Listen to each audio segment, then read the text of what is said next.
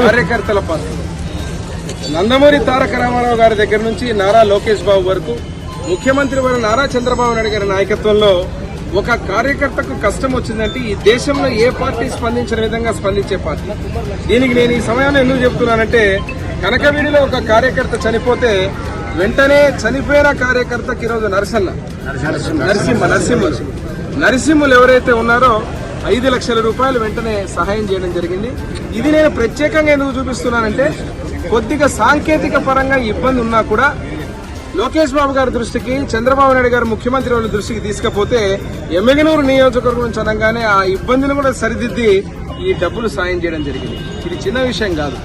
ఒక వ్యక్తికి, ఒక కుటుంబానికి ఈరోజు ఒక 5 లక్షల రూపాయలు తెలుగుదేశం పార్టీ సభ్యత్వం ఉన్నందుకు ఒక దండగా నిలబడేటువంటి పార్టీ ఏదైనా ఉందంటే దేశంలో ఏకైక పార్టీ తెలుగుదేశం పార్టీని తెలియజేస్తూ మరొకసారి ఆ కుటుంబానికి సానుభూతి. అదేవిధంగా తెలుగుదేశం పార్టీ మేము ఖచ్చితంగా అండగా ఉంటాం.